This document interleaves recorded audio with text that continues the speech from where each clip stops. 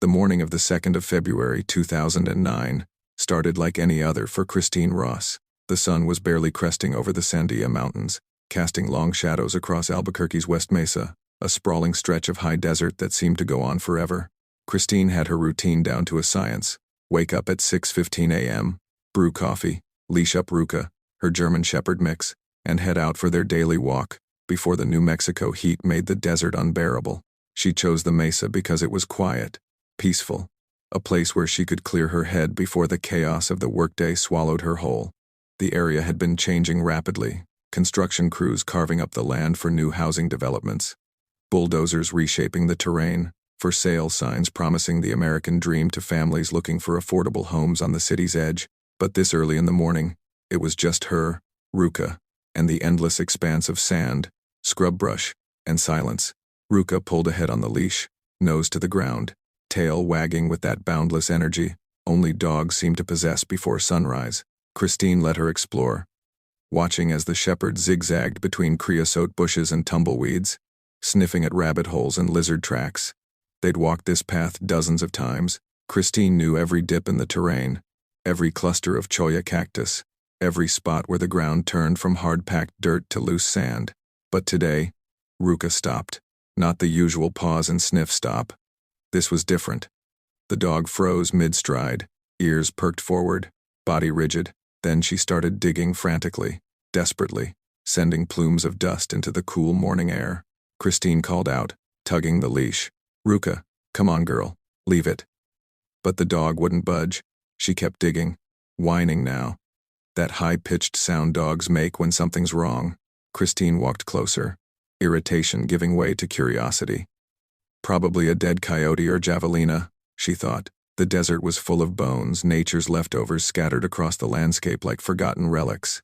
She bent down, squinting at what Ruka had unearthed. That's when she saw it. A bone, but not from an animal. Christine's breath caught in her throat. She'd seen enough crime shows, enough news reports, to recognize the shape, the size, the unmistakable curve of a human femur, partially exposed in the dirt, bleached white by years under the desert sun. Her hands started shaking. Her mind raced through possibilities, desperate explanations. Maybe it was old, ancient even, Native American remains from centuries ago. That happened out here, right? Archaeological sites? But deep down, she knew. She yanked Ruka back, stumbling away from the site, her heart hammering against her ribs. Her phone was already in her hand, fingers trembling as she dialed 911. The operator's voice came through calm and professional, a stark contrast to Christine's barely controlled panic. 911. What's your emergency? I found something. A bone. I think it's human. I'm out on the West Mesa, near the new construction off Unser Boulevard. Please, you need to send someone. Ma'am, stay calm. Can you describe exactly where you are? Christine looked around, trying to orient herself in the vast emptiness. Everything looked the same out here, miles of beige and brown, interrupted only by the skeletal frames of half-built houses in the distance. She gave the best directions she could, her voice cracking, adrenaline making her lightheaded. Officers are on the way. Stay where you are and don't touch anything. Don't touch anything. As if she'd want to. Within 20 minutes, the first Albuquerque Police Department cruiser arrived, kicking up dust as it navigated the rough terrain. Officer Miguel Herrera stepped out, sunglasses reflecting the climbing sun, his expression unreadable. Christine met him halfway, words tumbling out in a rush as she pointed toward where Ruka had been digging. Herrera approached the site carefully, crouching down to examine what Christine had found. His jaw tightened. He pulled out his radio. Dispatch. This is Unit 47. I need detectives and forensics out here immediately. We've got human remains on the West Mesa. Coordinates to follow. Human remains. Hearing it confirmed out loud made Christine's stomach turn. She sat in the back of the patrol car, Ruka panting beside her, while more vehicles began arriving. Detectives, crime scene investigators, a forensic anthropologist from the University of New Mexico. The quiet desert morning transformed into a hub of controlled chaos. Detective Ida Lopez was among the first to arrive. She'd been with the Albuquerque PD for over 15 years, working everything from gang violence to domestic homicides. But as she stepped out of her unmarked sedan and surveyed the scene, something cold settled in her chest. She'd been tracking missing women for years, cases that had been pushed aside, deprioritized, filed away as runaways or lost causes. Women who worked the streets, struggled with addiction, lived on society's margins. Women nobody seemed to care about. Until now. Lopez walked toward the excavation site where forensic techs were already setting up a grid, marking off the area with stakes and string. She watched as they carefully brushed away layers of sand and dirt, revealing more of the skeletal remains. One body, she thought. Tragic, but manageable. Then one of the techs called out, "Detective, we've got another one over here." Lopez's head snapped up. She moved quickly across the uneven ground to where a second tech was kneeling about 30 feet from the first site. Another set of remains, partially exposed, the bones scattered by time and desert scavengers. 2 bodies. Her pulse quickened. This wasn't random. This wasn't a single murder dumped in the desert. This was something else entirely. "Keep searching," she ordered, her voice steady despite the dread building in her gut. "Expand the perimeter. I want every inch of this area checked." The team spread out, moving methodically across the mesa. The sun climbed higher, heat beginning to shimmer off the sand, and then the calls started coming in, one after another, each one landing like a punch. "Got another one here. Detective, there's more remains southeast of your position. We've got what looks like a 4th site. 4, 5, 6. Lopez stood in the center of the expanding crime scene, watching as her worst fears materialized before her eyes. This wasn't just a murder. This was a graveyard, a dumping ground, the work of someone who had been killing for years, burying bodies in the vast emptiness of the West Mesa where they might never be found. By midday, the count had reached 11. 11 women, 11 sets of remains scattered across the desert like discarded trash, and one of them, one of the victims, had been pregnant. The tiny bones of an unborn child discovered alongside its mother's, a life that never had a chance to begin. 12 victims total. The scope of it was staggering. News helicopters circled overhead.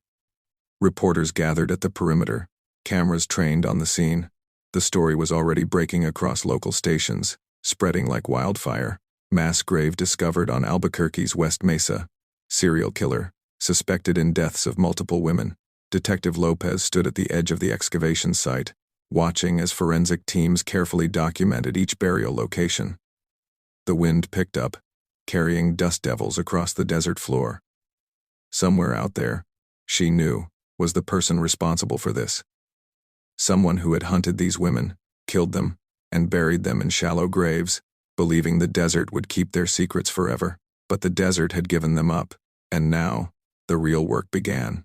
To understand how 11 women could vanish without the world noticing, you have to understand Albuquerque. In the early 2000s, a city caught between 2 identities, struggling to reconcile its past with an uncertain future. Albuquerque had always been a city of contrasts. Nestled in the high desert of central New Mexico, it sprawled across the Rio Grande Valley, flanked by the Sandia Mountains to the east and endless mesa to the west. It was a place where old adobe buildings stood alongside modern strip malls, where Native American pueblos existed minutes from suburban subdivisions, where Breaking Bad would later capture the gritty underbelly that locals knew all too well. By the early 2000s, the city was booming. Population growth was exploding, people fleeing the expensive coasts, retirees seeking warm weather and low cost of living, young families chasing affordable housing and wide-open spaces. Albuquerque promised all of that. The American dream, Southwestern style. The West Mesa became ground zero for this expansion. For decades, the mesa had been nothing but empty desert, thousands of acres of scrubland stretching west from the Rio Grande, a buffer zone between the city and the vast nothingness beyond. Coyotes, rattlesnakes, and tumbleweeds, that's all that lived out there. But as Albuquerque's population pushed past 500,000, developers saw opportunity where others saw wasteland. Construction crews moved in with bulldozers and backhoes, carving streets into virgin desert, laying water lines and electrical grids where there had been nothing but sand and sage. Housing developments sprouted up almost overnight, cookie-cutter homes with stucco exteriors and red tile roofs, marketed to first-time buyers and working-class families. Own your piece of the Southwest, the billboards proclaimed. New homes, starting in the low-dollar 100 seconds. It was progress, growth, the future. But beneath the optimism, beneath the ribbon cuttings and open houses, Albuquerque had another side. A darker side that the Chamber of Commerce didn't advertise and the real estate agents didn't mention. While new families were moving into freshly built homes on the West Mesa's eastern edge, just a few miles away, a different Albuquerque existed. This was the Albuquerque of the war zone, a stretch of Central Avenue east of downtown where motels rented rooms by the hour, where liquor stores had bars on the windows, where women in short skirts and heavy makeup worked the corners after dark. This was the Albuquerque of addiction and survival. The city had long struggled with drug problems, methamphetamine, heroin, cocaine substances that flowed up from Mexico through the I-25 corridor, turning Albuquerque into a distribution hub for the Southwest. With the drugs came everything else: addiction, prostitution, violence, desperation. Women, many of them, mothers, daughters, sisters, found themselves trapped in cycles they couldn't escape. Addiction led to sex work. Sex work funded addiction, and the streets became both workplace and hunting ground. These two Albuquerques existed side by side, separated by just a few miles but worlds apart in reality. On one side, families grilling in backyards, kids playing soccer, SUVs parked in driveways. On the other, women climbing into strangers' cars, motels with flickering neon signs, lives measured in $20 transactions. The city's rapid growth only widened the gap. As resources poured into development and infrastructure, the vulnerable populations fell further through the cracks. Social services were overwhelmed. The police department was understaffed, and the women working the streets? They were invisible, forgotten, disposable. When they disappeared, few people noticed. The West Mesa itself became a symbol of this divide. During the day, it was a construction zone, hard hats and cement mixers, the sound of hammers and saws, the smell of fresh lumber and paint. Families would drive out on weekends to tour model homes, imagining their futures in these brand new neighborhoods. Kids would run through empty lots, claiming territories for future games of tag and hide and seek. But at night, the Mesa transformed. Once the construction crews packed up and left, once the sun dipped below the horizon and darkness swallowed the desert, the West Mesa became something else entirely. It was isolated, desolate, miles from streetlights and witnesses, the perfect place for things people didn't want seen. Locals knew the Mesa had always attracted trouble. Teenagers went out there to drink and party away from parental supervision. Drug deals went down in the shadows of half-built houses. Stolen cars were abandoned and stripped for parts. The Mesa was Albuquerque's backyard, and like most backyards, it accumulated the things people wanted to hide. But nobody imagined it was hiding bodies. Nobody imagined that while families were touring three-bedroom homes with mountain views, they were walking over graves. That while construction crews were digging foundations, they were feet away from burial sites. That the desert they saw as empty and lifeless was actually a tomb for women who had been erased from existence. The irony wasn't lost on investigators once the bodies were discovered. All that development, all that construction, all those bulldozers reshaping the landscape, and they'd come within yards of the burial sites, without ever knowing. A few feet in a different direction, and the graves would have been uncovered years earlier. The killer might have been caught. Lives might have been saved, but that's not what happened. Instead, the West Mesa kept its secrets. The desert, vast and indifferent, held onto the dead while the living built their dreams on top of them. Albuquerque continued to grow, continued to change, continued to promise opportunity and fresh starts. And somewhere in that city, walking the same streets, breathing the same air, maybe even living in one of those new developments, was the person responsible. Someone who understood Albuquerque's dual nature, someone who knew which women could disappear without consequence, someone who had access to the Mesa, knowledge of its isolation, and the cold calculation to use it as a dumping ground, someone who had gotten away with murder, again and again and again. The city of Albuquerque was transforming, reaching toward a brighter future. But its past, buried in shallow graves on the West Mesa, was about to come back and demand answers. They had names, they had families, they had stories that mattered, but in life, society had labeled them differently. Addicts, prostitutes, criminals, throwaways, the kind of women whose disappearances got filed under voluntary missing, or probably just moved on. The kind of women who became statistics instead of headlines, case numbers instead of causes. The 11 women found buried on the West Mesa weren't born into the streets. They didn't dream of addiction and survival, sex work as children. They were daughters who played with dolls, students who attended school, young women who had hopes and plans before life took darker turns. In Albuquerque's underbelly, survival followed a brutal pattern. It started, almost always, with drugs. Methamphetamine had flooded New Mexico throughout the late 1992s and early 2000s, turning the state into one of the nation's meth capitals. The drug was cheap, accessible, and devastatingly addictive.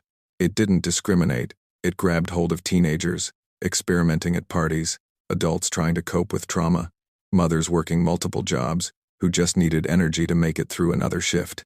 Once addiction took hold, everything else crumbled.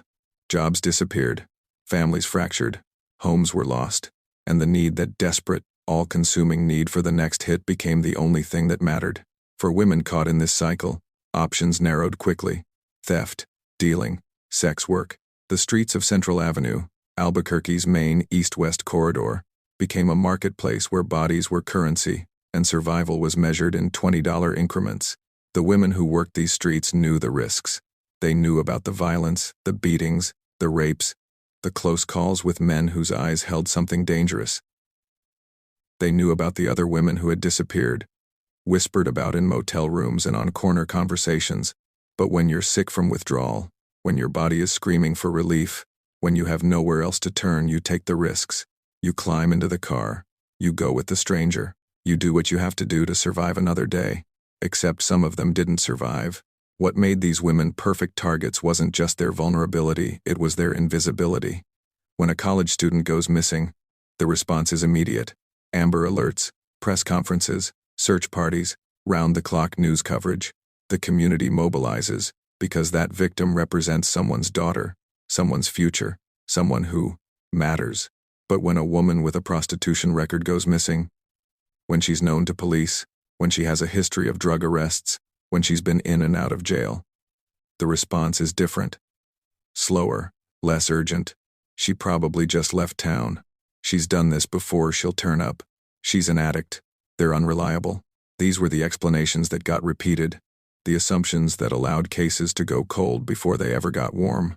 Family members would file missing persons reports, desperate and terrified, only to be met with bureaucratic indifference. The reports would be taken, sure, but they'd sit in filing cabinets, gathering dust, while investigators focused on cases deemed more legitimate. This wasn't unique to Albuquerque. Across the country, sex workers who went missing were treated as low priority. The FBI's own data showed that crimes against prostitutes had significantly lower clearance rates than crimes against other victims. It was a systemic problem rooted in bias, in the belief that these women had somehow chosen their fate, that their lifestyles made them less deserving of protection. The killer knew this, had to have known this. The victim selection wasn't random, it was strategic. These women could disappear without triggering massive investigations. Their absences could be explained away. Their deaths could go unnoticed for years. As forensic teams worked to identify the remains found on the West Mesa, names began emerging. Each identification brought grief to families who had been living in agonizing limbo, hoping their loved ones were alive somewhere, somehow. Michelle Valdez was just 22 years old when she vanished in 2004. She'd been pregnant 6 months along when she disappeared from the streets near Central Avenue. Her family had reported her missing immediately, plastering the area with flyers, begging anyone for information. Michelle's remains were among those found on the mesa, along with the tiny bones of her unborn baby. 2 lives stolen, 2 futures erased. Monica Candelaria, 22, disappeared in 2003. She'd struggled with addiction but was trying to get clean, attending NA meetings, talking about getting her life back on track. Her mother had filed multiple police reports, called the department weekly, refused to accept that Monica had just run off. She'd been right to persist. Monica's remains were on the West Mesa. Virginia Cloven, 24, was last seen in 2001. She'd grown up in Albuquerque, had a young daughter she adored, and was caught in the grip of heroin addiction. Her family described her as funny, creative, someone who lit up a room when she smiled. That smile had been missing for 8 years before her remains were identified. Veronica Romero, 28, vanished in 2004. She'd been working the streets to support her habit, but she stayed in touch with her sister, calling regularly, maintaining that connection to family, even as addiction pulled her deeper into darkness. When the calls stopped, her sister knew something was wrong. She'd been right. Cinnamon Elks, 32, went missing in 2004. Despite her struggles, she'd maintained relationships with her children, always promising she'd get clean, always believing she could turn things around. Her family never stopped looking for her. Doreen Marquez, 24, disappeared in 2005. Selenia Edwards was only 15, just 15 years old, last seen in 2004. A child, really, caught up in a world that should never have touched her. Julie Nieto, 24, went missing in 1999. Jamie Barella, 15, another teenager, vanished in 2004. Evelyn Salazar, 27, was gone since 2003. Gina Valdez, 27, disappeared in 2004. 11 women, 11 lives, 11 families, left with nothing but grief and questions. The youngest was just 15. The oldest, 32. Most were in their early 20s, young women who should have had decades ahead of them. All of them had struggled with addiction. All of them had worked the streets at some point. All of them had been reported missing by families who loved them, who refused to give up hope even when the system did. The pattern was clear once investigators laid out the victim profiles. The killer had targeted a specific population: women involved in sex work and drugs, women whose disappearances wouldn't immediately trigger alarm bells, women who existed on society's margins. This wasn't opportunistic killing. This was calculated predation. The killer likely had some connection to the street scene, either as a client, a dealer, someone who lived or worked in the area. He would have known where to find these women, how to approach them, what to offer to gain their trust. Maybe he was a regular, someone familiar enough that climbing into his vehicle didn't seem dangerous. Maybe he offered drugs, money, a place to get high. Whatever his method, it worked, again and again. He also understood their vulnerability in a broader sense. He knew these women's movements weren't closely tracked. He knew they often went days or weeks without contacting family. He knew that when they did disappear, the investigation would be half-hearted at best. He was counting on their invisibility to protect him. And for years, it did. The women who worked Central Avenue knew danger was part of the job. They looked out for each other when they could, sharing information about violent clients, warning each other about suspicious vehicles. But the killer was careful. He didn't leave witnesses. He didn't make mistakes that would get him caught in the act. He hunted in a city that had two faces, one that was growing and prospering, another that was struggling and forgotten. He found his victims in the shadows of the second Albuquerque, the one tourists didn't see, the one developers ignored, the one that existed in the gaps between progress and poverty. And when he was done with them, he drove them out to the West Mesa, that vast, empty desert on the city's edge, and buried them where he thought they'd never be found. But he was wrong. The desert gave them back. And now, their stories demanded to be heard. While Albuquerque was busy expanding westward, while developers were selling dreams and families were moving into new homes, Detective Ida Lopez was tracking ghosts. She'd been with the Albuquerque Police Department since the early 1992s, working her way up from patrol officer to detective in the Criminal Investigations Division. Lopez had seen it all: gang shootings, domestic violence turned deadly, drug deals gone wrong. She'd worked homicides in the war zone, where bodies turned up in alleys and motel parking lots with depressing regularity. She knew Albuquerque's dark side intimately, but something about the missing women cases bothered her in a way other cases didn't. It started around 2003, maybe earlier. Women were disappearing from the streets around Central Avenue, the stretch where sex workers congregated, where transactions happened in cars and cheap motel rooms. At first, it seemed like the usual churn. Women in that life were transient. They moved cities, got arrested, went to rehab, reconnected with family in other states. Disappearances were common, but Lopez noticed patterns others missed. These women weren't just leaving, they were vanishing. No contact with family members who'd previously heard from them regularly. No arrests in other jurisdictions. No paper trail of any kind. They simply ceased to exist, as if they'd been erased from the world. Lopez started keeping her own files. She'd pull missing persons reports that had been filed and then shelved, interview family members who'd been brushed off by intake officers, talk to other women working the streets who remembered seeing their friends get into cars and never come back. She built timelines, mapped last known locations, looked for connections, and she found them. The women were all involved in sex work, all struggled with addiction, all disappeared from the same general area, all vanished without a trace during roughly the same time period late 1990 seconds through the mid-2000s. The pattern was there, clear as day, if anyone bothered to look. But when Lopez brought her concerns to supervisors, she hit walls. They're prostitutes, Ida. They take off all the time. And we don't have the resources to chase down every addict who stops calling home. You want us to launch a serial killer investigation based on what? A hunch?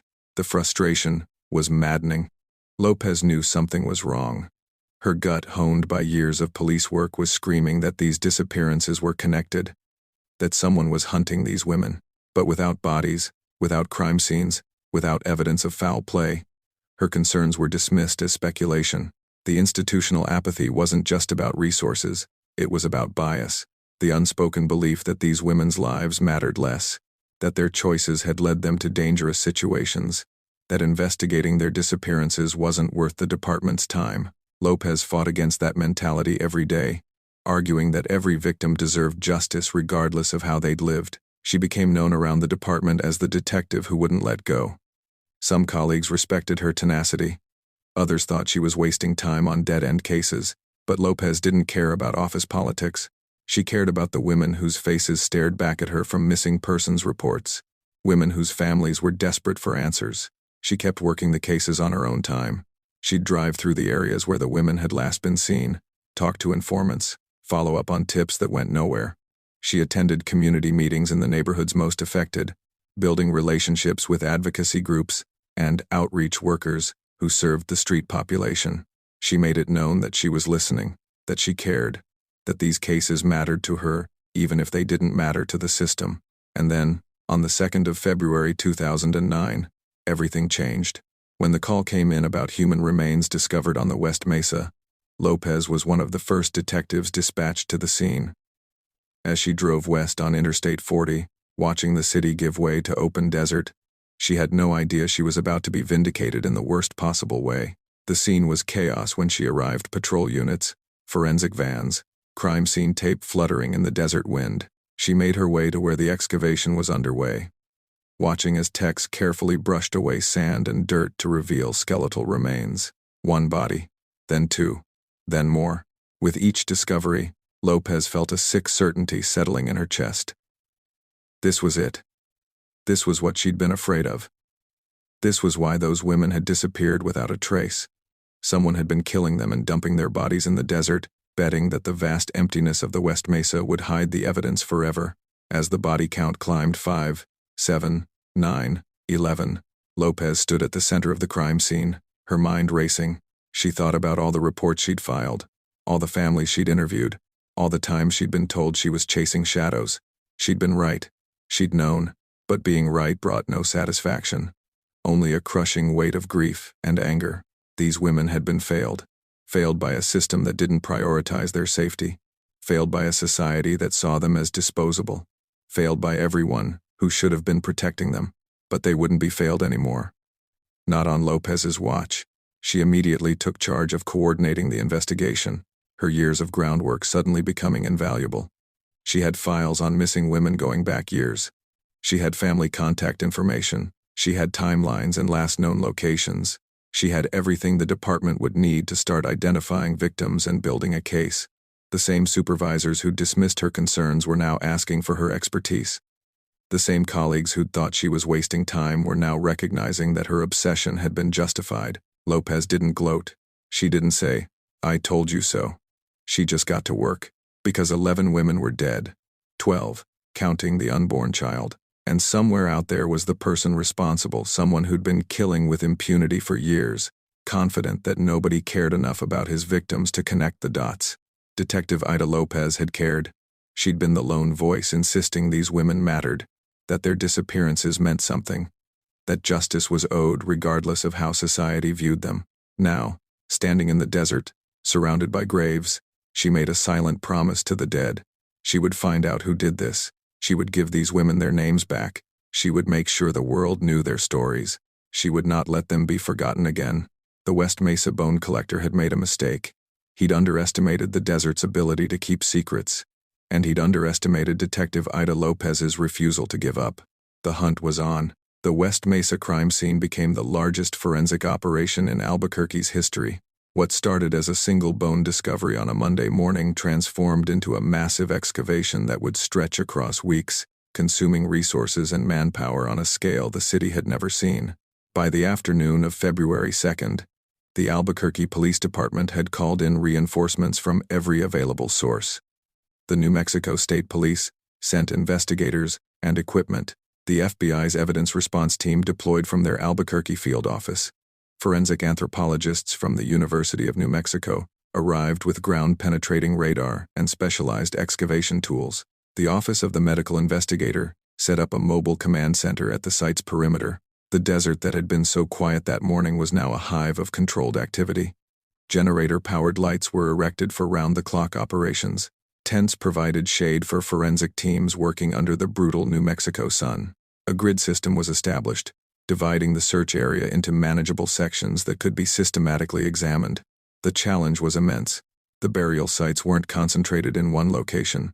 They were scattered across several acres of desert terrain. Some graves were relatively close together, suggesting the killer had returned to familiar dumping grounds. Others were isolated, separated by hundreds of yards of scrubland.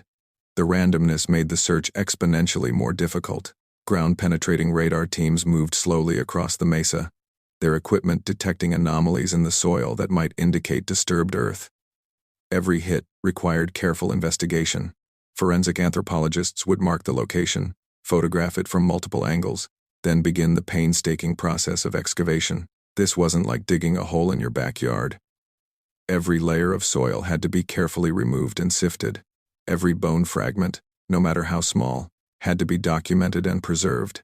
The desert environment had scattered remains, animals had disturbed some graves, weather had shifted others. Bones that should have been together were sometimes found yards apart. Dr. Michelle Valdez, no relation to victim Michelle Valdez, led the forensic anthropology team.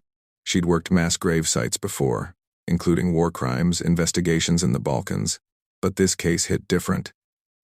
These weren't casualties of war. These were women murdered in her own city, buried in desert she'd driven past countless times.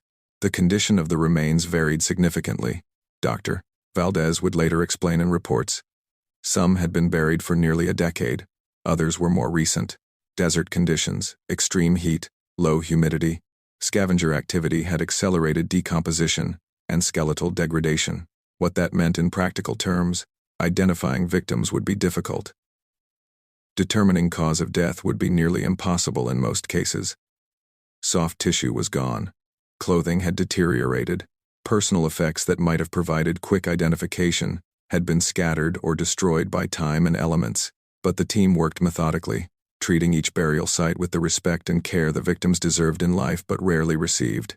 Each bone was catalogued. Each grave was mapped. Each piece of evidence a scrap of fabric, a piece of jewelry.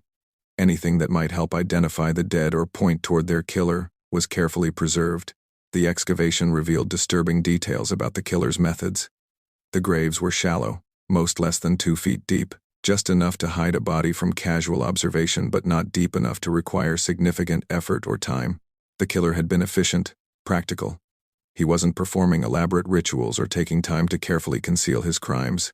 He was disposing of bodies like trash, burying them quickly, and moving on. The scattered nature of the burial sites suggested the killings had occurred over an extended period. This wasn't a single incident or a short-lived spree. This was sustained predation years of hunting, killing, and dumping bodies in the desert. Some graves contained remnants of plastic bags or tarps, suggesting the killer had wrapped bodies before transport. Smart. From his perspective, it would contain fluids, prevent DNA transfer to his vehicle, make the disposal process cleaner. The level of planning indicated this wasn't impulsive violence. This was calculated murder. The discovery of Michelle Valdez's remains along with her unborn child hit the investigative team particularly hard. The tiny fetal bones, so fragile and small, represented a level of cruelty that was difficult to process.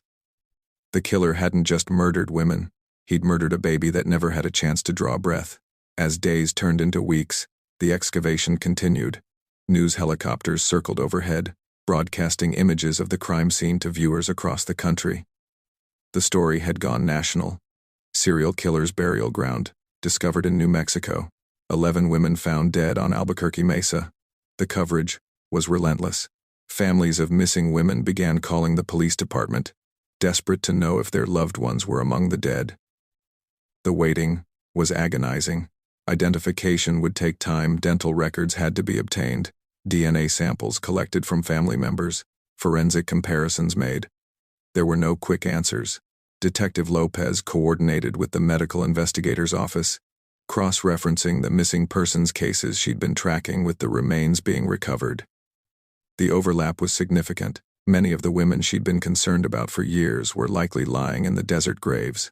Her worst fears were being confirmed, one identification at a time. The crime scene also attracted the morbidly curious. Despite police barriers and patrol presence, people drove out to the mesa, to gawk, to take photos, to be part of the spectacle. It was ghoulish, disrespectful, but inevitable. True crime had always drawn spectators, and this case with its scale and mystery was catnip for those fascinated by darkness. Local advocacy groups held vigils at the site's perimeter. Candles were lit, prayers were offered, signs were erected. These women mattered. Justice for the forgotten. Remember their names. The community was beginning to reckon with its complicity in allowing these women to be invisible, to be vulnerable, to be victims. By the time the excavation concluded in late February, 11 distinct burial sites had been identified and processed. 12 victims total, counting the unborn child. Thousands of bone fragments had been collected. Hundreds of photographs documented every aspect of the scene. The evidence was overwhelming in its volume but frustratingly limited in what it could tell investigators about who was responsible. The desert had given up its dead, but it hadn't given up the killer's identity. That would require old-fashioned detective work: interviews, tip follow-up, suspect identification, evidence analysis. The forensic phase was complete. Now came the harder part: finding the person who'd turned the West Mesa into a graveyard. Detective Lopez stood at the crime scene on the final day of excavation, watching as the last pieces of equipment were packed up. The desert looked scarred, disturbed, violated, holes marked where bodies had been removed. Flags indicated evidence locations. The landscape would never be the same. Neither would she. 11 women had been buried here, discarded like they meant nothing. But they meant everything now. They were the center of the largest homicide investigation in Albuquerque's history. They would not be forgotten. They would not be dismissed. Lopez turned away from the mesa and headed back to her vehicle. The real work was just beginning. The bones told stories, but they didn't tell names. That was the challenge facing the office of the medical investigator in the weeks following the excavation. 11 sets of skeletal remains lay in the morgue, each representing a life stolen, a family destroyed, a mystery demanding answers. But without identification, the dead remained anonymous. Jane Does, in a system that needed names to pursue justice. Dr. Ross Zumwalt, New Mexico's chief medical investigator, assembled a team of forensic experts to tackle the identification process.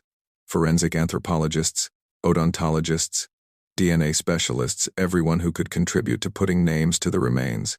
The work would be meticulous, time-consuming, and emotionally draining. The first step was establishing biological profiles for each victim. Forensic anthropologists examined skeletal features to determine sex, age range, ancestry, and any distinguishing characteristics. Height could be estimated from long bones. Age could be approximated from dental development, bone fusion, and degenerative changes. Old injuries, healed fractures, surgical interventions could provide identifying markers.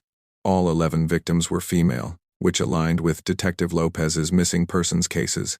Age ranges varied but clustered in the late teens to early 30s. Several showed signs of hard-living dental problems consistent with methamphetamine use, healed fractures that had never received proper medical treatment, skeletal stress markers indicating chronic malnutrition. These weren't women who'd had easy lives. Their bones told stories of poverty, addiction, and survival, long before their murders. Dental records became crucial for identification. Teeth are remarkably durable, often surviving when other tissues have decomposed. More importantly, dental work, fillings, extractions, root canals, Unique patterns creates a fingerprint of sorts. If investigators could match dental records from missing persons to the remains, they'd have positive identifications. But obtaining dental records proved challenging. Many of the missing women hadn't had regular dental care. Some had received treatment at free clinics that had since closed, or had poor record-keeping. Others had been to multiple dentists over the years, requiring investigators to track down records from various sources. It was detective work of a different kind, paper trails instead of witness interviews, medical offices instead of crime scenes. Detective Lopez's files became invaluable. She documented which women had been reported missing, who their families were, where they'd last received medical or dental care. Her years of groundwork provided the roadmap the identification team needed. DNA analysis offered another avenue for identification, but it required reference samples from family members. Investigators reached out to families of missing women, explaining the situation, requesting cheek swabs or blood samples. It was agonizing for these families, the hope and dread of finally getting answers after years of uncertainty.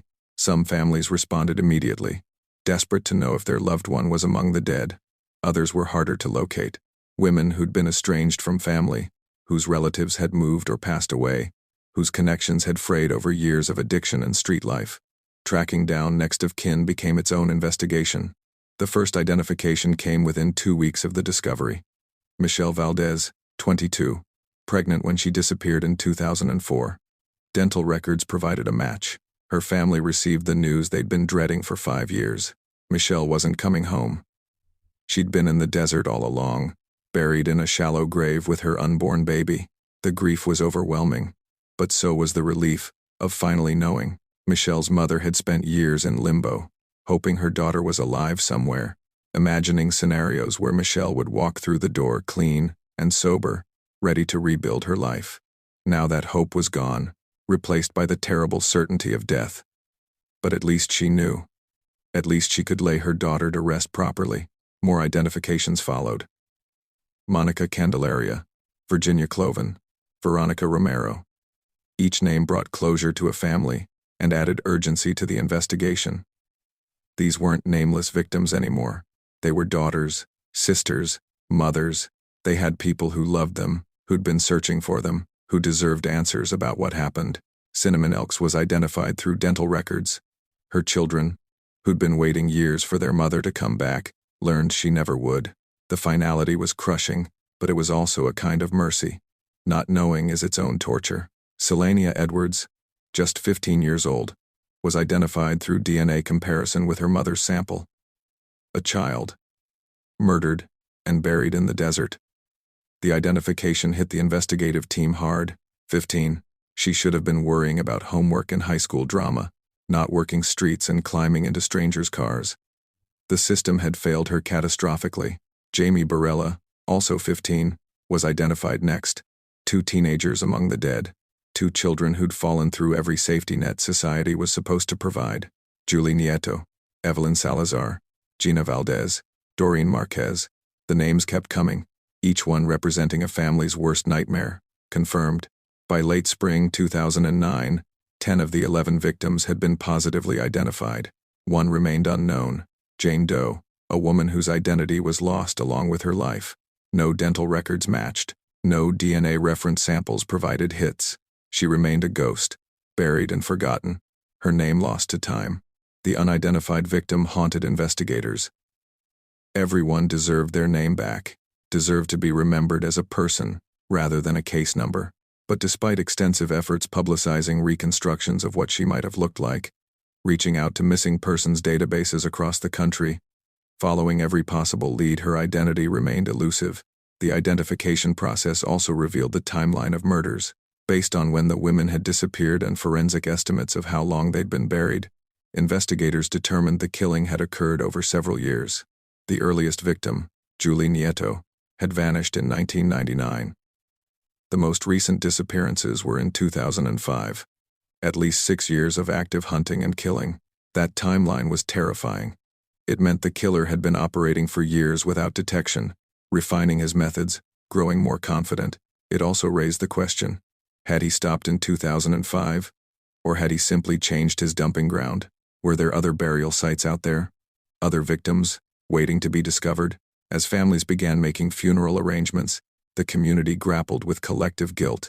These women had been missing for years, their families had been begging for help, and the system had failed them repeatedly, dismissing their disappearances as unimportant, their lives as not worth investigating. Vigils were held across Albuquerque.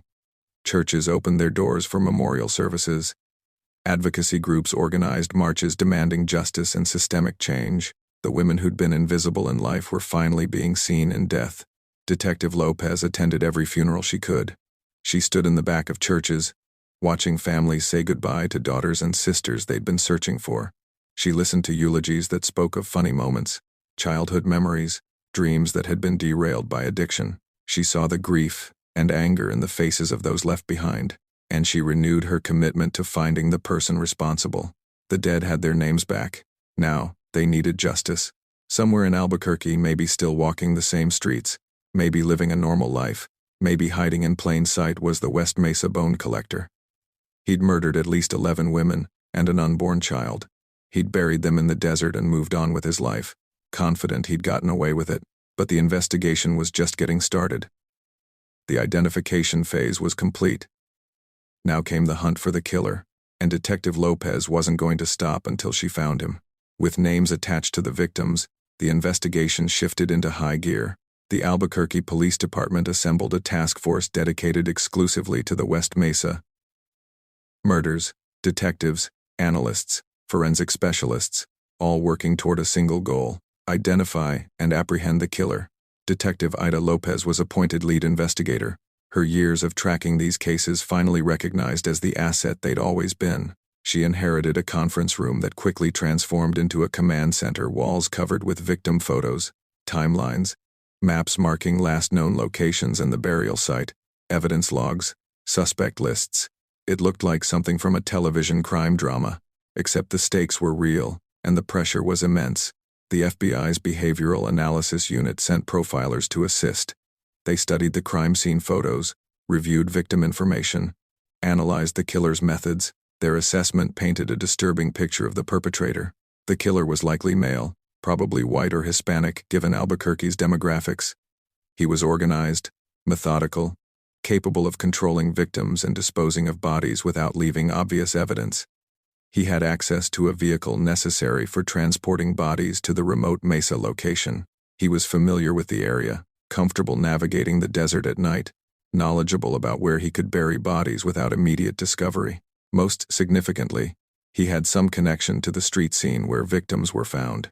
He knew where to find vulnerable women, how to approach them, what to offer to gain their trust. He might have been a client, someone who'd paid for sex before escalating to murder.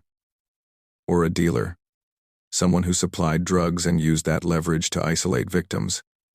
Or he could have been someone who simply cruised the area. Hunting. The victim selection suggested he was targeting women he perceived as low-risk targets from an investigative standpoint, women whose disappearances wouldn't trigger immediate alarm, whose lifestyles provided cover for their absences. This indicated a level of criminal sophistication, an understanding of how law enforcement prioritized cases. The timeline, at least 6 years of active killing, suggested he was comfortable, confident, not driven by impulse but by something darker and more sustained. Serial killers who operated over extended periods were often leading seemingly normal lives. They had jobs, relationships, routines. The killing was compartmentalized, a secret life running parallel to their public persona. Armed with this profile, investigators began the exhaustive process of identifying suspects. They started with known offenders, men with histories of violence against women, sexual assault convictions, prior contacts with victims. The list was long. Albuquerque had no shortage of violent criminals. Every name was investigated. Alibis were checked for the times victims disappeared. Vehicle ownership was verified. Did they have access to transportation capable of reaching the Mesa? Background checks revealed employment history, residential addresses, criminal records. Investigators looked for connections to the victims, to the areas where they'd last been seen, to the burial site. Some suspects looked promising initially. A convicted rapist who'd been released from prison in 2001, right around when the killings appeared to start. A pimp who'd been arrested multiple times for trafficking women in the war zone. a construction worker who'd been employed on West Mesa development projects and had a history of domestic violence.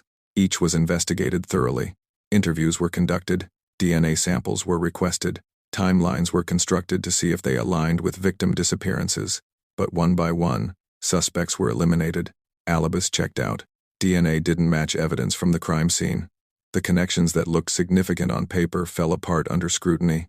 The investigation also focused on the burial site itself.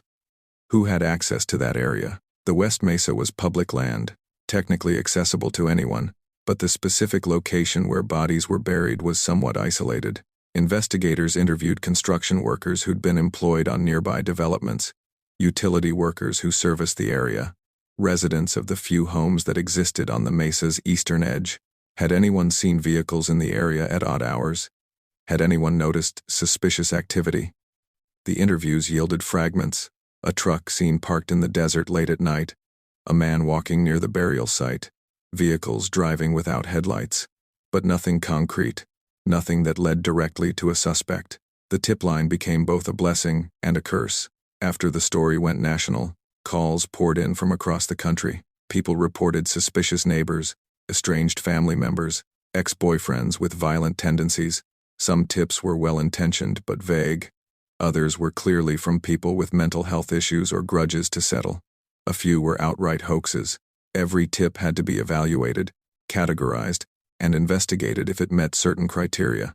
Analysts worked around the clock sorting through the information, looking for patterns, identifying leads worth pursuing. It was like searching for needles in a haystack, except there were multiple haystacks, and no guarantee any contained needles. One tip that generated significant interest came from a woman who'd worked the streets in the mid-2000s. She reported a regular client, a white male in his 30s or 40s, who drove a white pickup truck. He'd always been polite, never violent, but something about him had made her uncomfortable. He'd ask strange questions about whether anyone knew where she was, whether she had family who'd miss her. She'd stopped getting in his truck after a friend warned her about him. Investigators tried to track down this individual, but the description was too generic.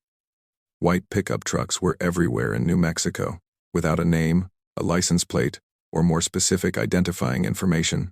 The lead went nowhere, but it remained in the files, a tantalizing possibility that might connect to other evidence down the line. Another avenue of investigation involved examining similar unsolved cases in other jurisdictions.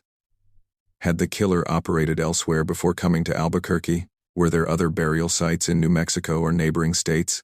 Investigators reached out to police departments across the Southwest, looking for patterns of missing sex workers, unsolved murders with similar victim profiles. Some connections emerged. Las Cruces, New Mexico, had several unsolved disappearances of women involved in prostitution during the same time period. Phoenix had a cluster of murdered sex workers in the early 2000s. El Paso had open cases that shared similarities, but establishing definitive links was difficult. Without physical evidence connecting the cases, it was all speculation. The investigation also utilized emerging technology. DNA evidence from the crime scene, degraded and limited though it was run through CODIS, the FBI's combined DNA index system. No hits.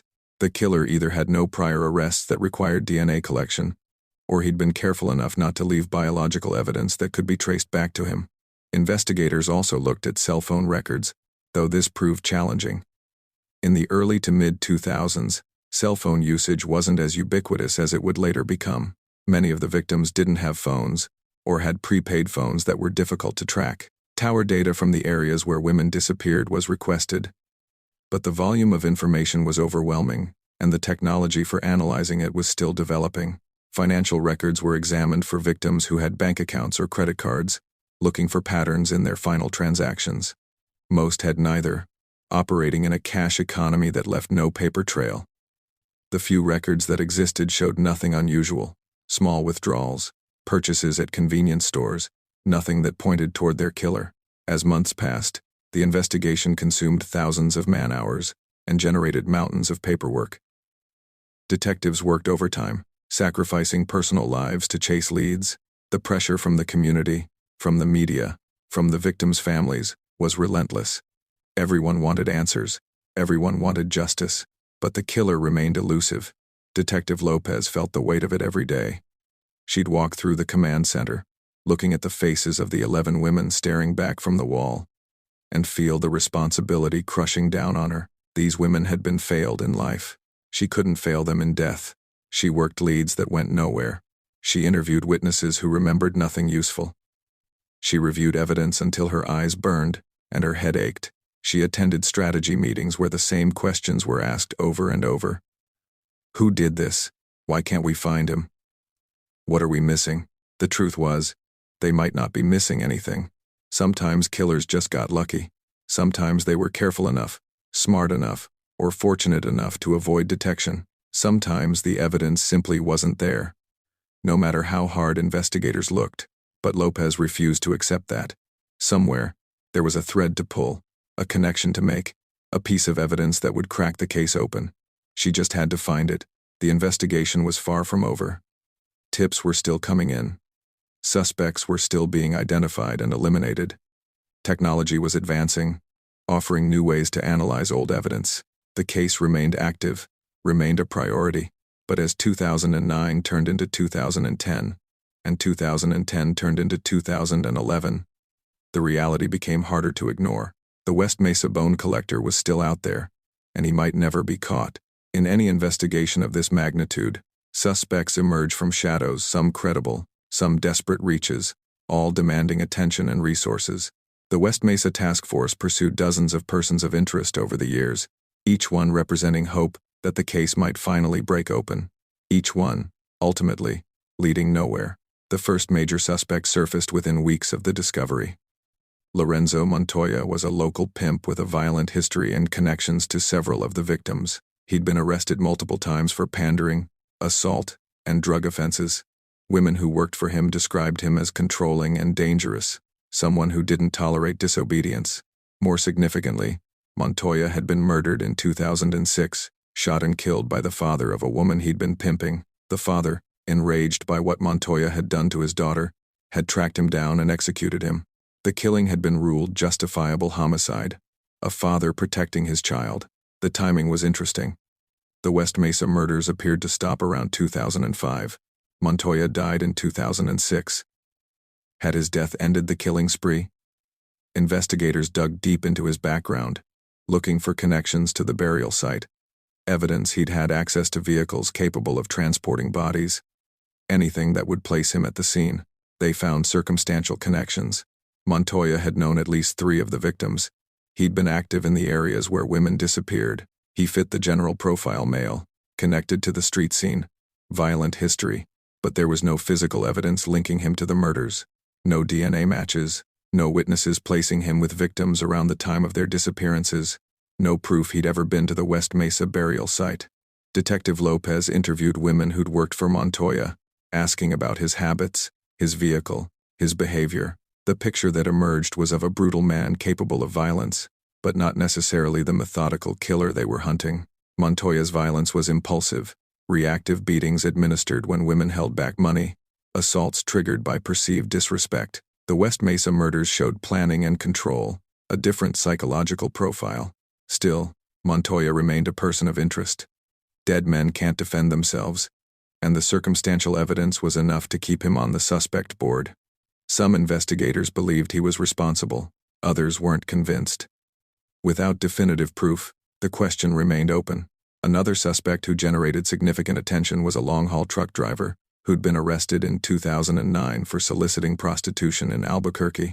During his interview, he made comments that raised red flags, talking about how easy it would be to make women disappear, how nobody cared about prostitutes, how the desert was full of places to hide bodies.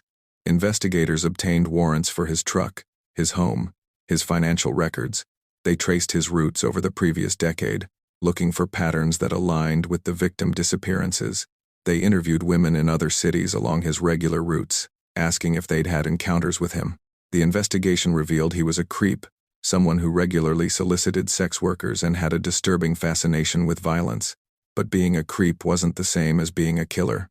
His routes didn't consistently place him in Albuquerque during the times victims disappeared. His truck was searched and yielded no physical evidence. His DNA didn't match samples from the crime scene. After months of investigation, he was cleared. Not because investigators were certain of his innocence, but because there simply wasn't evidence to support charges. He remained in the database, flagged for future reference, but the active investigation moved on. A construction worker who'd been employed on West Mesa development projects became a suspect after a tip suggested he'd been seen in the area where bodies were buried. He had a history of domestic violence and had been fired from multiple jobs for aggressive behavior. His ex-wife reported that he'd sometimes come home late at night with dirt on his clothes and scratches on his hands. Refusing to explain where he'd been, the task force investigated thoroughly. They pulled his employment records, confirming he'd worked on the mesa during the relevant time period. They interviewed co-workers, who described him as a loner who kept to himself. They obtained DNA samples and compared them to evidence from the crime scene. No match. His alibis for several of the victim disappearances checked out. He'd been working documented shifts, visible to multiple witnesses. The dirt and scratches his ex-wife remembered could have come from construction work. The domestic violence history was concerning but didn't connect him to the murders. Another dead end. The investigation also looked at men who'd been arrested for crimes against sex workers in Albuquerque during the relevant time period. Assault cases, rapes, robberies, any violent crime where the victim had been a woman working the streets. The theory was that the killer might have had prior contacts with law enforcement, might have escalated from assault to murder. Dozens of names were identified and investigated. Some were in prison during periods when murders occurred, eliminating them immediately. Others had moved away from Albuquerque before the killing started, or after it ended. A few remained possibilities, but none had evidence connecting them to the West Mesa burial site or the specific victims.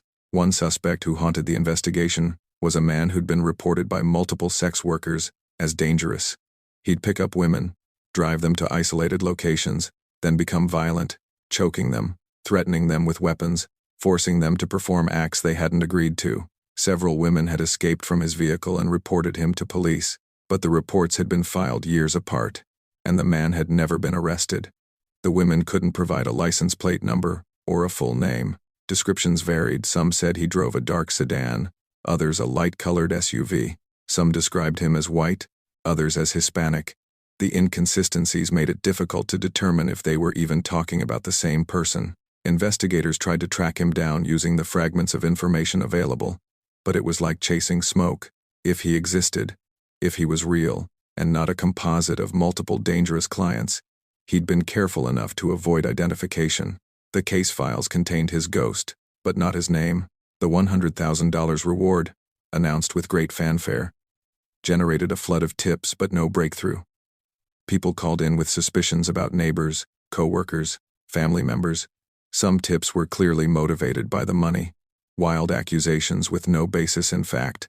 Others were more credible, but led nowhere when investigated.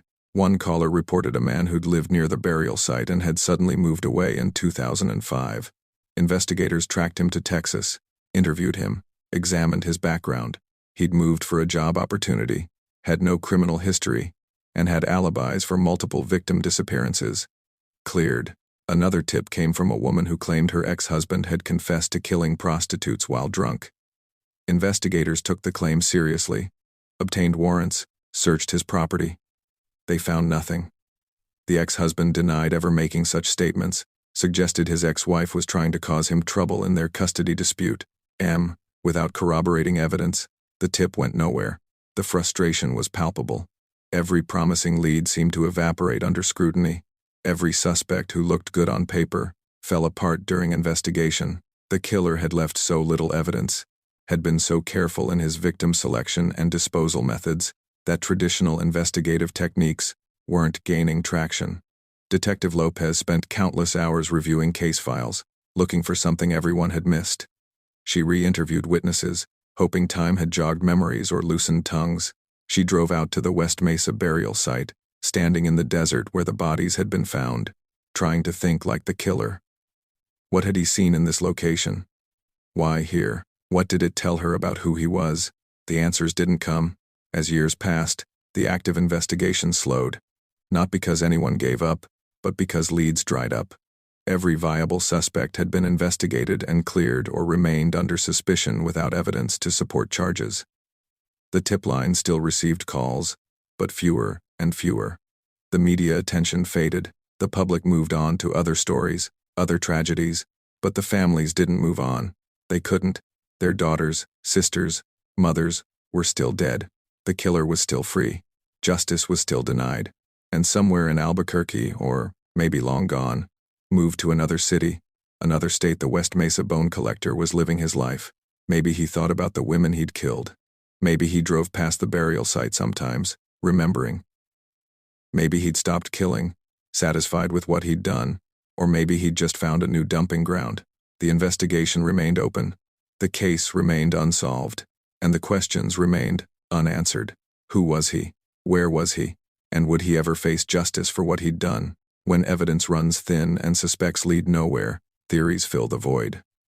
The West Mesa case spawned countless hypotheses, some grounded in investigative logic, others veering into speculation and conspiracy. But in the absence of answers, people needed explanations, needed to make sense of how 11 women could be murdered, and their killer, never identified. The most prevalent theory centered on Lorenzo Montoya, the pimp killed in 2006. The circumstantial evidence was compelling enough that many investigators, including some on the task force, believed he was responsible. The timing of his death coinciding with the apparent end of the murders was too significant to ignore. He'd known victims. He'd operated in the areas where they disappeared. He'd been violent, controlling, capable of murder. Proponents of this theory argued that the lack of physical evidence wasn't surprising. Montoya had been killed and buried years before the West Mesa bodies were discovered. His vehicle had been sold or scrapped. His possessions had been dispersed.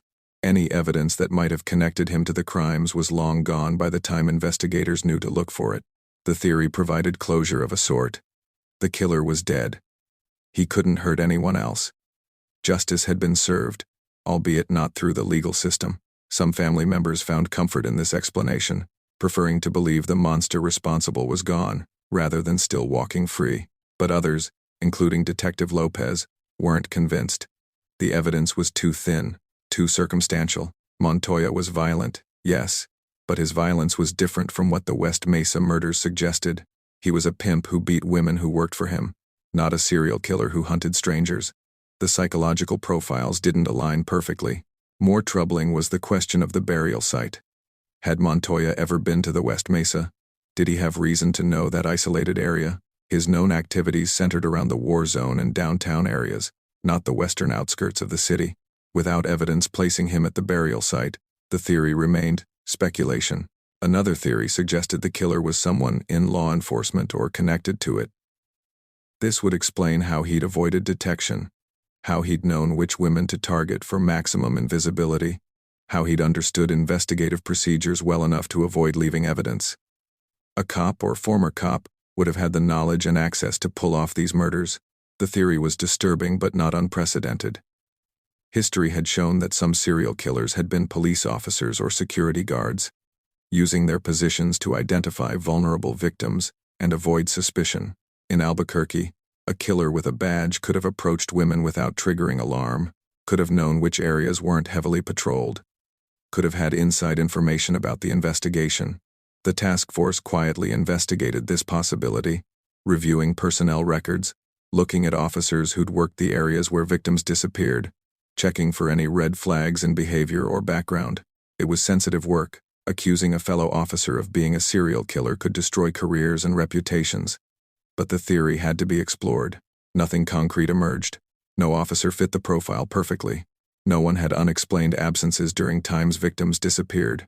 No one had suspicious connections to the burial site. The theory remained possible, but unproven. A dark shadow hanging over the department. Some theorists suggested the killer wasn't local at all, but a transient, a truck driver, a traveling salesman. Someone whose work took him through Albuquerque regularly but who didn't live there.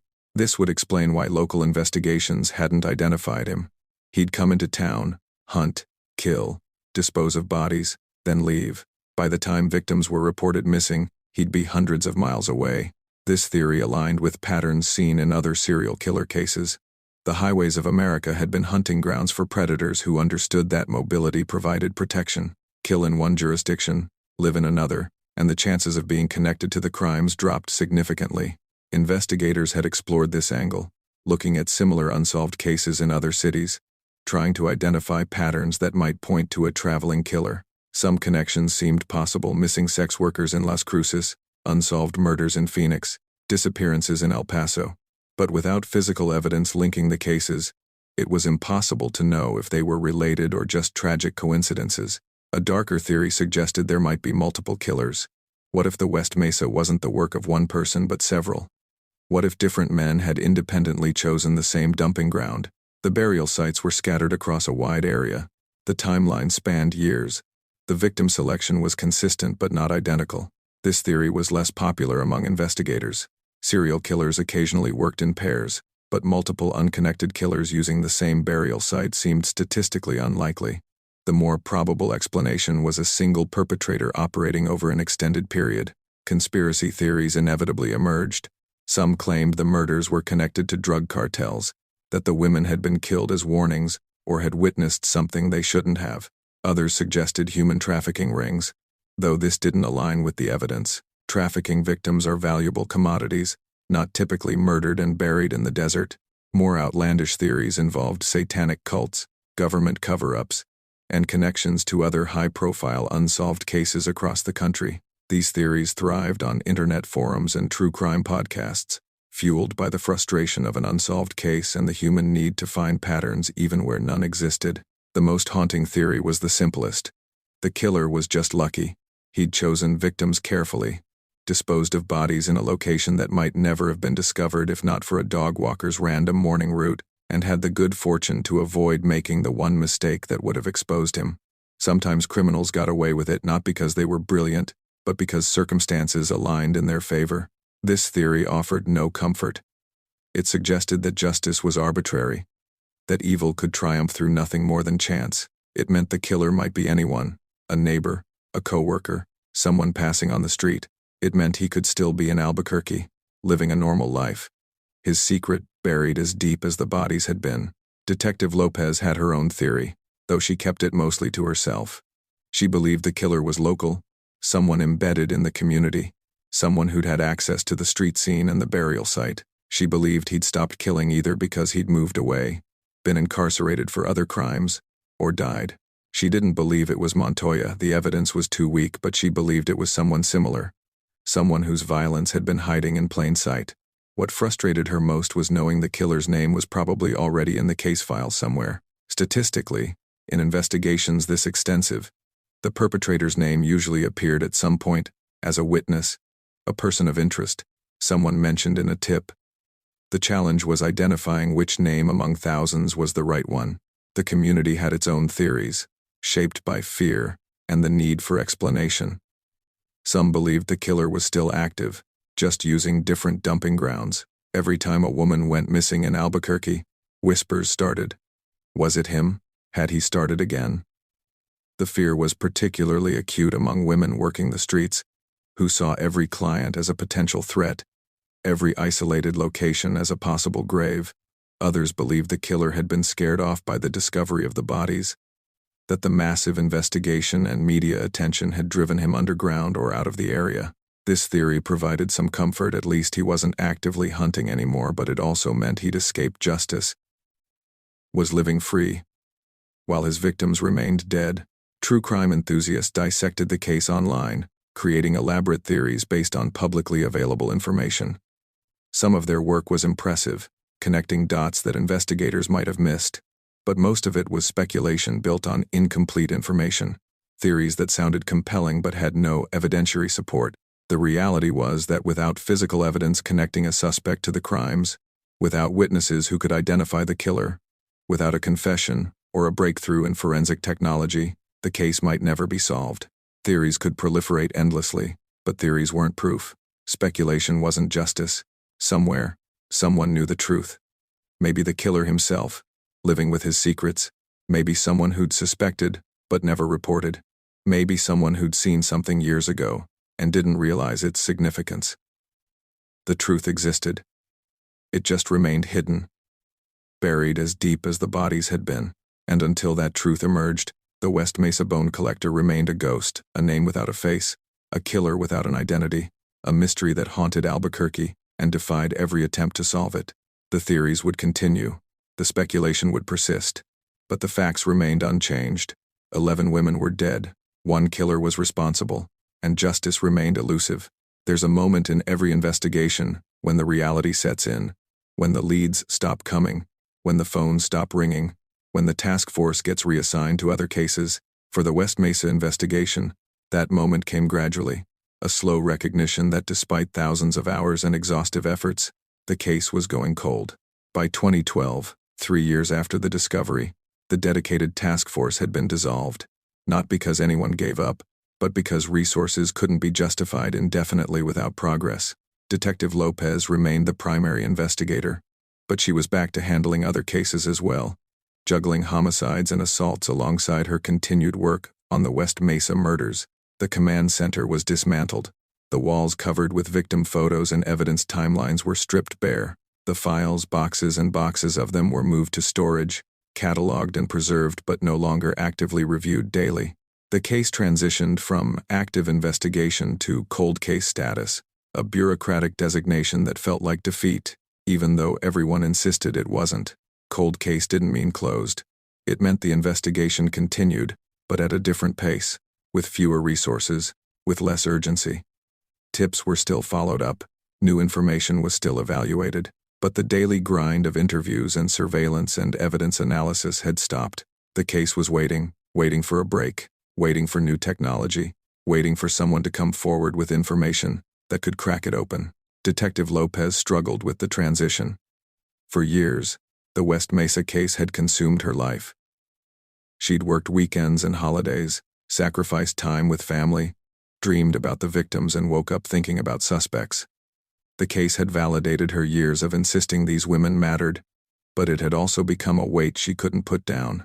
Now, with the investigation scaled back, she felt like she was abandoning the victims. Intellectually, she knew that wasn't true. She was still working the case, still reviewing files, still hoping for a breakthrough. But emotionally, it felt like failure. 11 women deserved justice, and she hadn't delivered it. The families felt the shift too. In the immediate aftermath of the discovery, they'd been in constant contact with investigators, receiving updates, being consulted, feeling like progress was being made. As the investigation slowed, communication became less frequent. Months would pass without news. The families were left in limbo, their loved ones identified and buried, but their killer still unknown. Some families became advocates, channeling their grief into activism. They pushed for policy changes in how missing persons cases were handled, particularly cases involving vulnerable populations. They worked with organizations that served women in the sex trade, trying to provide resources and safety that might prevent future victims. They kept their loved ones' names in the public eye, refusing to let them be forgotten again. Others withdrew, unable to sustain the emotional energy required to keep fighting. The pain was too raw, the lack of closure too frustrating. They held private memorials, visited graves, tried to move forward with their lives while carrying the weight of unanswered questions. The case received periodic attention when anniversaries rolled around. 5 years since the discovery, 10 years, 15. Local news would run retrospectives, interviewing family members and investigators, asking if there were any new leads. The answer was usually no, or at least nothing that could be discussed publicly. The stories would air, generate a few tips that led nowhere, then fade again until the next anniversary. Advances in forensic technology offered glimmers of hope. DNA analysis techniques improved dramatically in the 2010 seconds. What had been impossible to test in 2009 became routine by 2015. The evidence from the West Mesa crime scene was periodically re-examined using new methods, hoping that improved sensitivity might yield results the earlier testing had missed. Some additional DNA profiles were developed, but they didn't match anyone in CODIS or other databases. The killer either had no criminal record requiring DNA submission, or the samples recovered weren't his. Without a suspect to compare them to, the profiles sat in the system, waiting for a match that might never come. Genetic genealogy emerged as a revolutionary tool in the late 2010 seconds, solving cold cases that had been unsolvable through traditional methods. The technique used DNA from crime scenes to build family trees, identifying suspects through their relatives who'd submitted DNA to ancestry databases.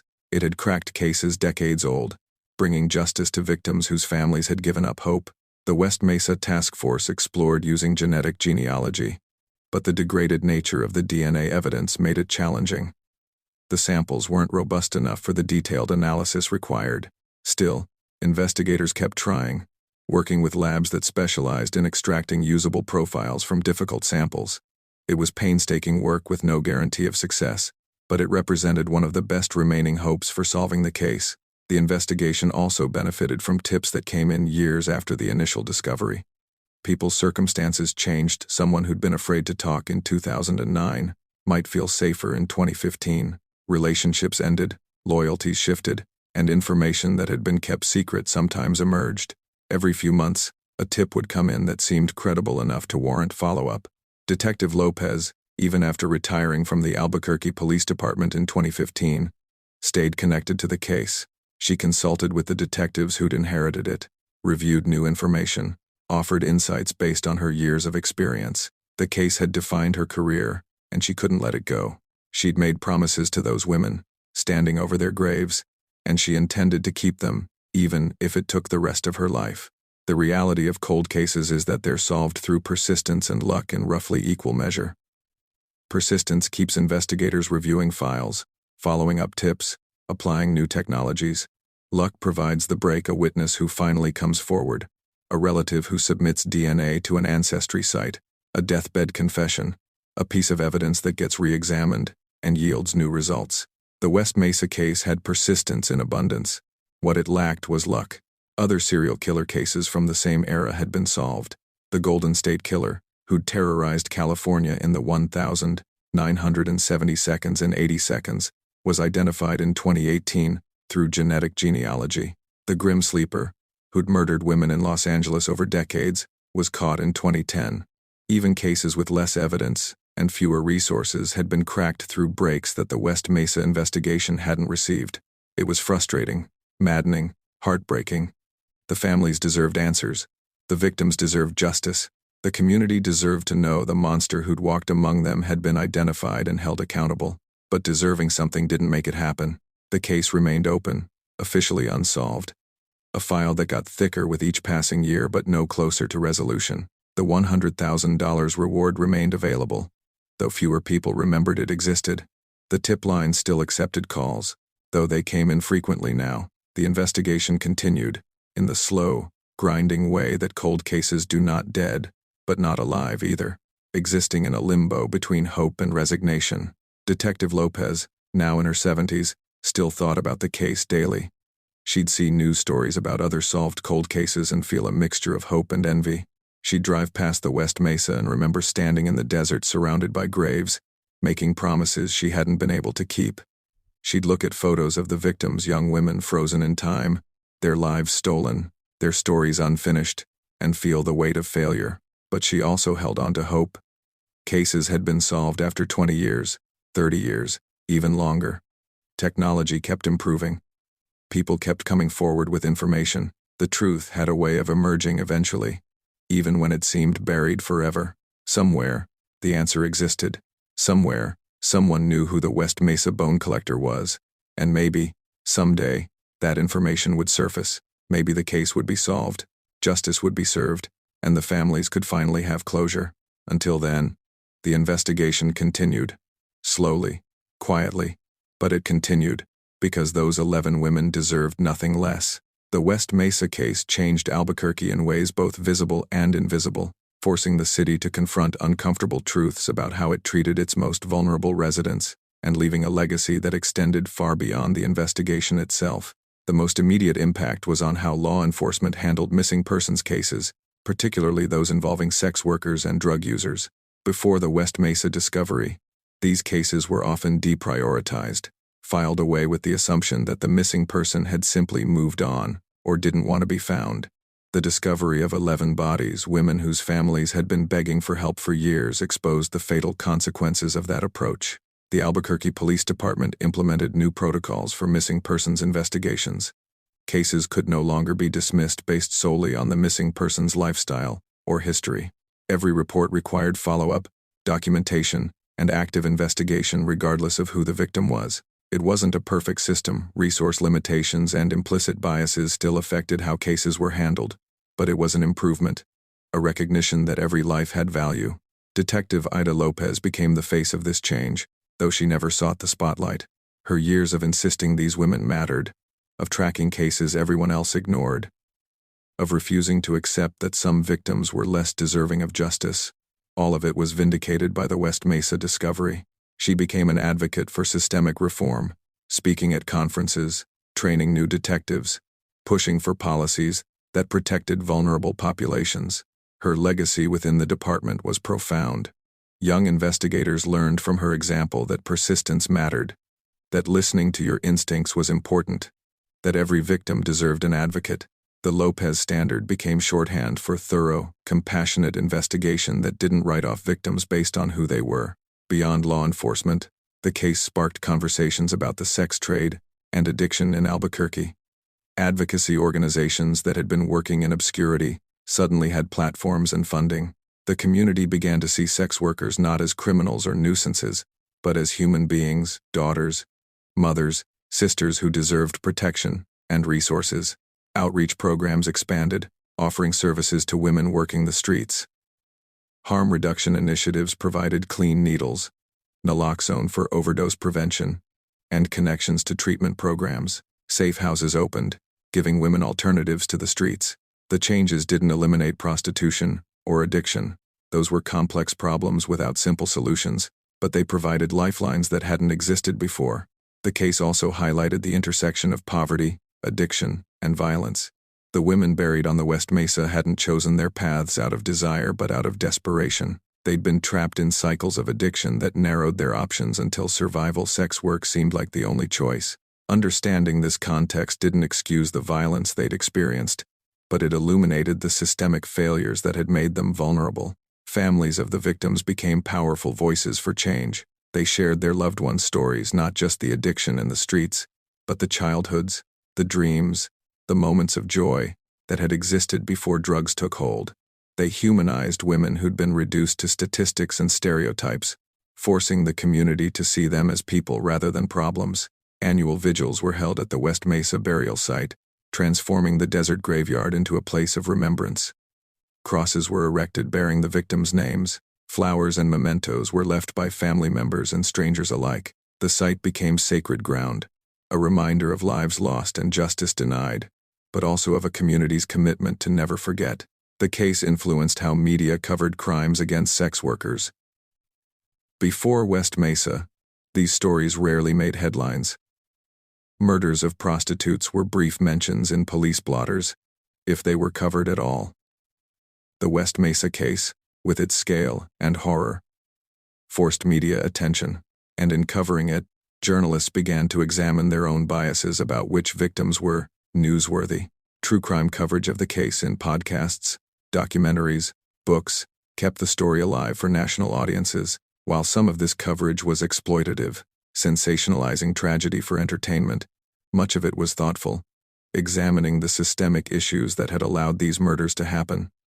The case became a touchstone in discussions about how society treats marginalized women. Educational institutions incorporated the case into curricula. Criminal justice programs used it to teach about serial killer investigations, cold case techniques, and the importance of victim advocacy. Sociology courses examined it through the lens of social inequality and systemic bias.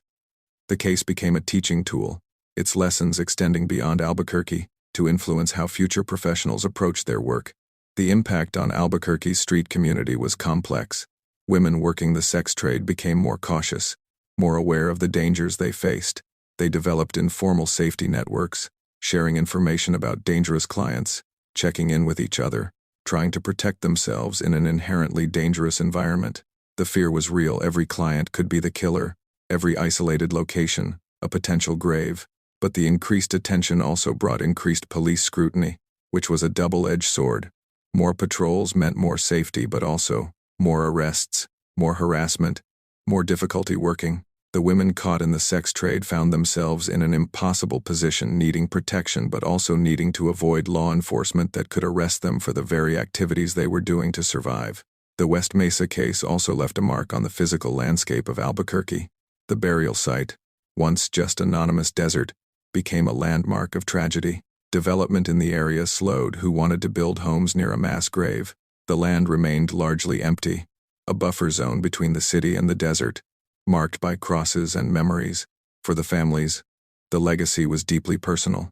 They'd lost daughters, sisters, mothers, losses that could never be repaired, but they'd also gained a community of people who understood their pain, who'd experienced similar losses, who could offer support in ways others couldn't. They formed bonds forged in shared tragedy, becoming advocates together, keeping their loved ones' memories alive together. The unsolved nature of the case added another layer to its legacy. It stood as a reminder that justice wasn't guaranteed, that sometimes evil went unpunished, that the system didn't always work. This was a hard truth, one that challenged comfortable assumptions about law and order. But it was also a call to action, a reminder that cold cases needed attention, that victims deserved advocates, that giving up was never acceptable. Detective Lopez, in her retirement, continued to speak about the case and its lessons. She emphasized that the 11 women weren't just victims, they were people who'd lived full, complex lives before addiction and violence cut them short. She insisted that their stories mattered, that remembering them as human beings rather than statistics was crucial. The West Mesa case became part of Albuquerque's identity, a dark chapter in the city's history that couldn't be ignored or forgotten. It was a scar on the community's conscience, a reminder of failures and losses, but it was also a catalyst for change, a turning point in how the city treated its most vulnerable residents. The legacy was complicated, painful, and ongoing. The case remained unsolved, the killer unidentified, justice unserved. But the impact of those 11 deaths extended far beyond the graves on the mesa. They'd changed policies, shifted perspectives, saved lives by forcing a community to confront truths it had been ignoring. The women buried on the West Mesa had been invisible in life. In death, they became impossible to ignore. Their legacy was written in changed laws, expanded services, increased awareness, and a community's commitment to never let such tragedy happen again. It wasn't the legacy they would have chosen, but it was the one they left behind. 16 years have passed since Christine Ross and her dog Ruka stumbled upon that first bone in the desert. 16 years of investigation, speculation, grief, and unanswered questions. The West Mesa case remains open, the killer unidentified, the mystery unsolved. The questions that haunted investigators in 2009 still haunt them today. Who was the West Mesa bone collector? Was he the monster everyone imagined? A calculating predator who hunted women with cold precision? Or was he something more mundane, more ordinary, someone who blended into society so seamlessly that nobody suspected the darkness he carried? Was he a client who escalated from paying for sex to taking lives? A dealer who used drugs as leverage to isolate victims? Someone in law enforcement who understood how to avoid detection? Or just a man with access, opportunity, and a willingness to kill? The profile suggested someone local, someone embedded in Albuquerque's landscape and culture, someone who knew where to find vulnerable women, how to approach them without triggering alarm, where to dispose of bodies without immediate discovery. Someone who understood that these particular victims could disappear without triggering massive investigations, at least not initially. But profiles aren't people. They're educated guesses, statistical probabilities, frameworks for understanding. The real killer might fit the profile perfectly, or might defy it entirely. Without a name, without a face, the profile remains theoretical. Where is he now? This question keeps families awake at night, keeps investigators reviewing old files, keeps the community looking over its shoulder. Is he still in Albuquerque, living among the people who've been searching for him? Does he drive past the burial site sometimes, remembering what he did there? Does he follow news coverage of the case, feeling satisfaction that he's never been caught? Or did he leave? Did the discovery of the bodies scare him away, send him fleeing to another city, another state, where he could start fresh? Is he in prison for other crimes? His connection to the West Mesa murders, unknown. Is he dead, his secrets buried with him, justice forever out of reach? The apparent cessation of murders around 2005 suggests something changed. Either he stopped killing, moved away, was incarcerated, or died. Serial killers rarely stop voluntarily. The compulsion that drives them doesn't simply disappear. Something external usually ends their sprees. But without knowing who he is, investigators can't determine what that something was. Could he strike again? This is the question that terrifies those who work the streets, who remember the fear that gripped the community when the bodies were discovered. If he's still alive and free, What's stopping him from killing again? Has he found a new hunting ground? A new population of vulnerable women to prey upon? Are there other burial sites out there, other victims waiting to be discovered? Or has age, illness, or fear kept him dormant? Is he watching from the shadows, wanting to kill but unable or unwilling to risk it? The uncertainty is maddening. Every unsolved disappearance of a woman in Albuquerque raises the question, is it him? Has he started again? What does this case reveal about society? Perhaps this is the most uncomfortable question of all. The West Mesa murders happened because a system failed to protect its most vulnerable members. Women disappeared for years, their families begged for help, and the response was inadequate because those women were deemed less worthy of protection. The case exposed biases that exist throughout society. The belief that some lives matter less than others, that victims who make bad choices are somehow less deserving of justice, that women involved in sex work and drugs are disposable. These biases allowed a killer to operate with impunity, confident that his victims' disappearances wouldn't trigger the kind of investigation that might expose him. Even after the discovery, even after the massive investigation and media attention, those biases persist. Women still work dangerous streets. Addiction still traps people in cycles of poverty and exploitation. Missing persons cases involving marginalized populations still don't receive the same resources as cases involving innocent victims. The West Mesa case changed some things, but it didn't change everything. The case also reveals the limitations of the justice system. Despite thousands of hours of investigation, despite advanced forensic techniques, despite public attention and substantial rewards, the killer remains unidentified. Sometimes the evidence simply isn't there. Sometimes criminals get lucky. Sometimes justice is denied not because investigators didn't try hard enough, but because the circumstances didn't provide the breaks needed to solve the case. This is a hard truth to accept. We want to believe that good always triumphs, that evil is always punished, that justice is inevitable. The West Mesa case challenges those beliefs. It stands as a reminder that the world isn't always fair, that sometimes monsters escape, that closure isn't guaranteed. Will the case ever be solved? Hope persists. Even after 16 years, technology continues to advance. Genetic genealogy has solved cases that seemed impossible just a decade ago. Someone might come forward with information, a deathbed confession, a witness who was afraid to speak before, a relative who discovers something disturbing about a family member. Cold cases have been solved after 20, 30, even 40 years.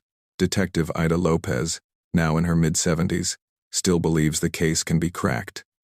She reviews files periodically, consults with current investigators, follows developments in forensic technology. She's made peace with the possibility that she might not live to see the case solved, but she hasn't given up hope that it will be.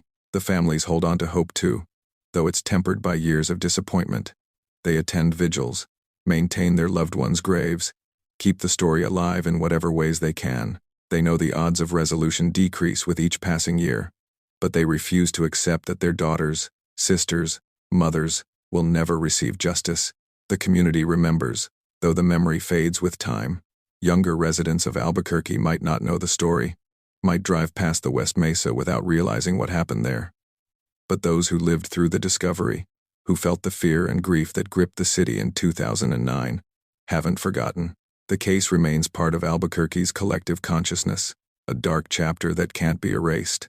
The desert keeps its secrets, but it gave up 11 bodies.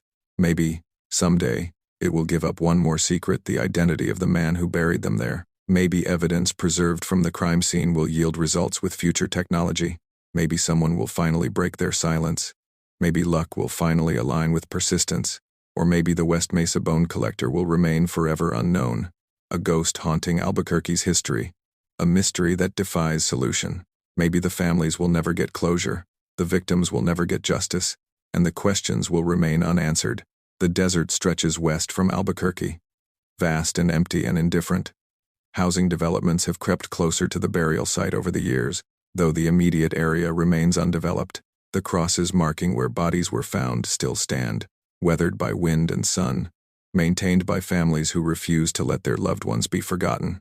On quiet mornings, when the sun rises over the Sandia Mountains and casts long shadows across the mesa, the desert looks peaceful, beautiful, even. It's hard to imagine the horror that unfolded there, the lives that ended in shallow graves, the evil that walked across that sand. But it happened. 11 women and an unborn child were murdered and buried there.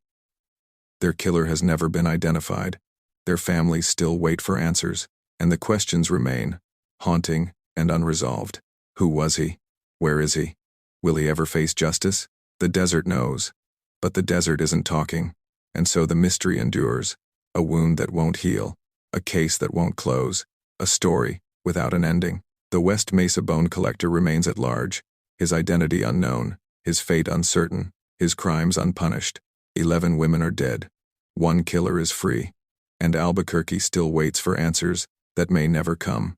The investigation continues. The hope persists. The questions haunt. And somewhere, maybe, the truth waits to be discovered.